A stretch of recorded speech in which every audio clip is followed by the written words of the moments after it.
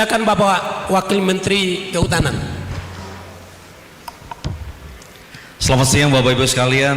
Assalamualaikum warahmatullahi wabarakatuh.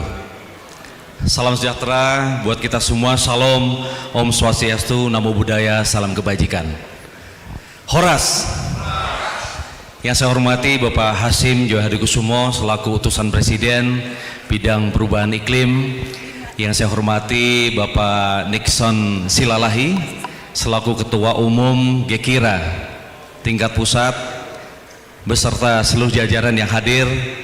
Yang saya hormati Gubernur Sumatera Utara beserta Forkompimda, ada Bapak Kapolda, kemudian Bapak Kejati.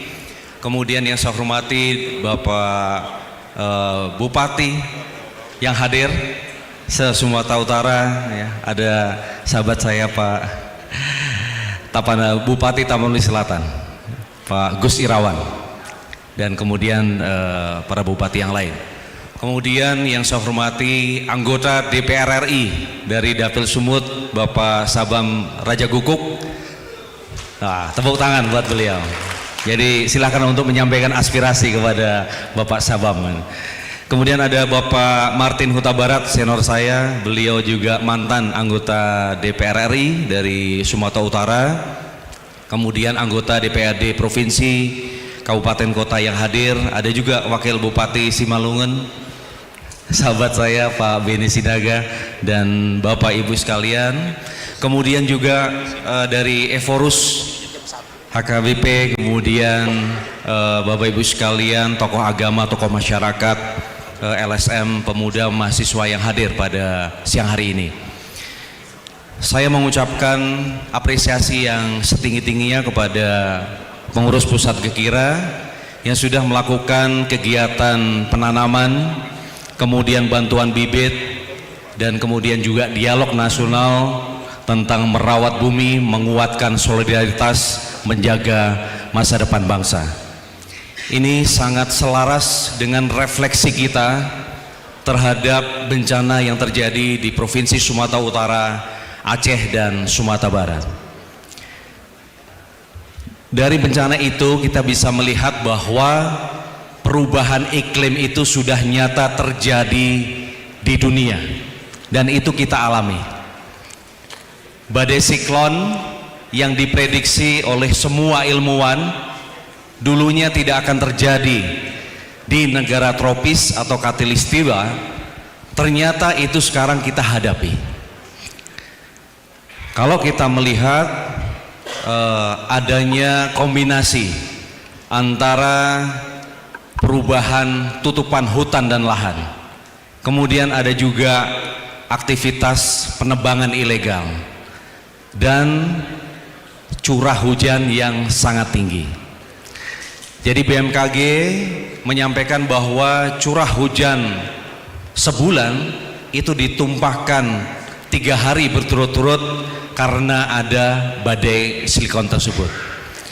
Jadi Bapak Ibu sekalian, ini menjadi refleksi dan evaluasi untuk kita bersama, bukan hanya kami dari Kementerian Kehutanan, tapi juga Kementerian Lingkungan Hidup, ya. Kemudian juga kami mengajak kepada Bapak Ibu sekalian di pemerintah provinsi, kemudian juga pemerintah kabupaten kota, untuk kita bersama-sama mengevaluasi dan memperbaiki tata kelola kehutanan di wilayah kita masing-masing di seluruh Indonesia. Bapak Ibu sekalian, kalau kita melihat hutan Indonesia ada 125 juta hektar, yang ini terbesar ketiga di dunia setelah Brasil dan Kongo, yang memiliki manfaat yang luar biasa. Hutan menghasilkan oksigen yang kita hirup, kemudian juga menyerap air yang kita konsumsi, kemudian juga mengalirkan air yang mengairi sawah untuk bidang pertanian, kemudian juga memiliki keanekaragaman hayati yang tinggi, menjadi sumber kayu, hasil hutan non kayu, juga menjadi habitat dari satwa liar kebanggaan bangsa Indonesia seperti gajah Sumatera, kemudian juga badak Sumatera, harimau Sumatera, dan orang hutan Tapanuli, dan lain-lain. Ini tentunya harus menjadi kesadaran kita bersama. Bapak Ibu sekalian, Kementerian Kehutanan kami mengevaluasi dan memperbaiki tata lola kehutanan. Pertama adalah Menteri Kehutanan sudah mengeluarkan kebijakan untuk moratorium penebangan hutan alam di seluruh Indonesia. Kemudian khusus untuk di Provinsi Aceh, Sumatera Utara dan Sumatera Barat, moratorium bukan hanya penebangan tapi juga pengangkutan dari hasil kayu, ya, sampai dengan kemudian kegiatan rekonstruksi pasca bencana itu bisa berjalan dengan baik. Dan kami juga melakukan audit kepatuhan, evaluasi kinerja terhadap HPH-HTI atau istilah sekarang adalah PPH di 3 provinsi yang banjir. Kemudian Bapak Ibu sekalian, juga termasuk kami memoratorium atau menghentikan pelayanan untuk sipuh online di pemegang hak atas tanah atau PHAT. Jadi ini juga kita akan evaluasi. Kami mengajak kepada Bapak Ibu sekalian, kepala daerah baik di tingkat provinsi, Pak Gubernur, kemudian juga para bupati, untuk kita mengevaluasi tata ruang dan tata guna lahan. Kalau ada areal penggunaan lain yang ternyata itu kelerengannya curam di hulu sungai, alangkah lebih baik Bapak Gubernur, Bapak Bupati untuk mengusulkan itu menjadi hutan kembali yang akan Kementerian Kehutanan tetapkan menjadi hutan lindung untuk melindungi masyarakat supaya tidak terdampak bencana alam. Mohon untuk itu menjadi perhatian kita bersama.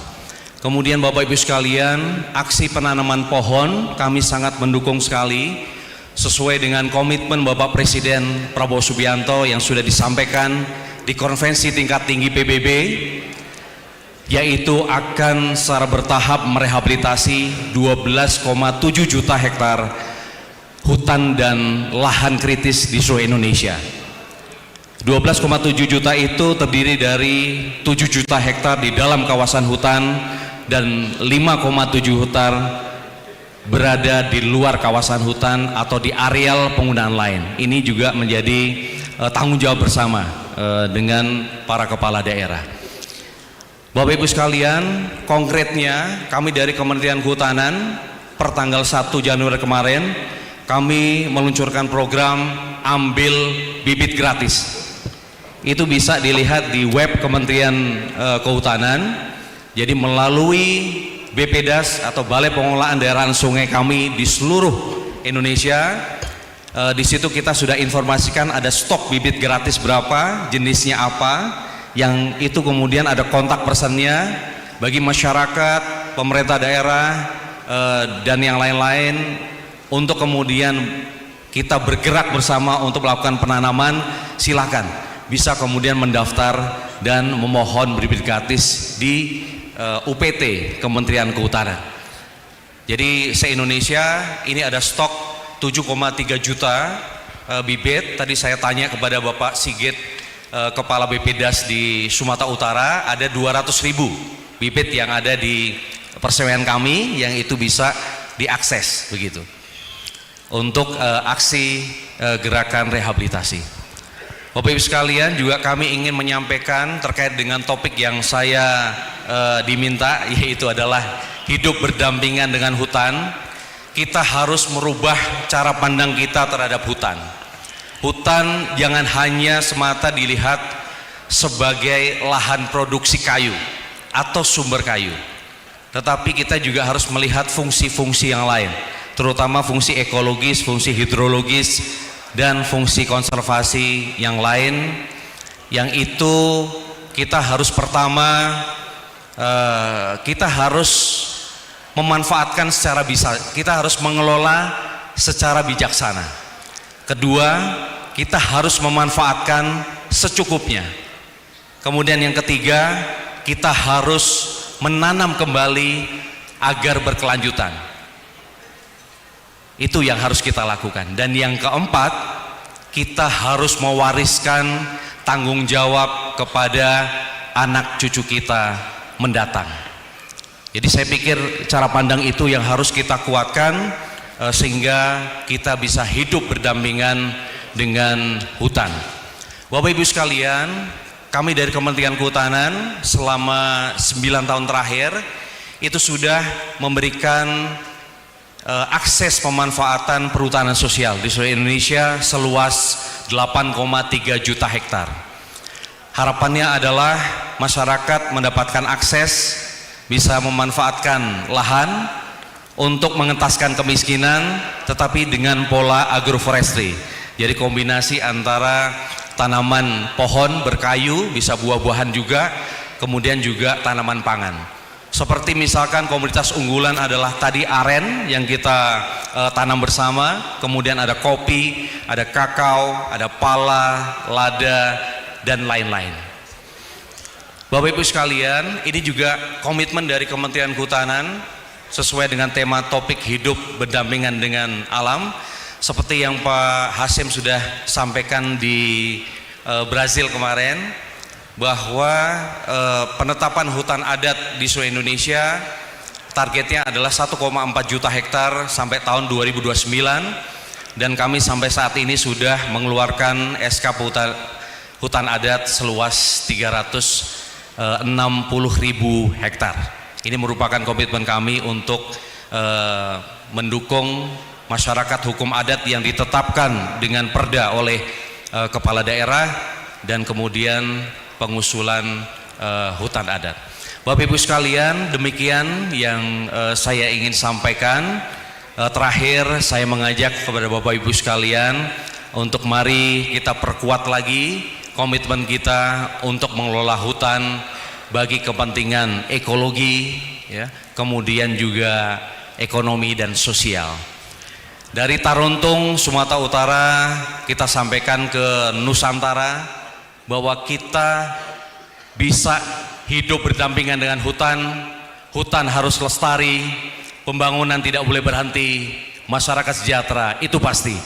Saya akhiri, wassalamualaikum warahmatullahi wabarakatuh, salam, om santi santi om. Terima kasih Pak Wamen untuk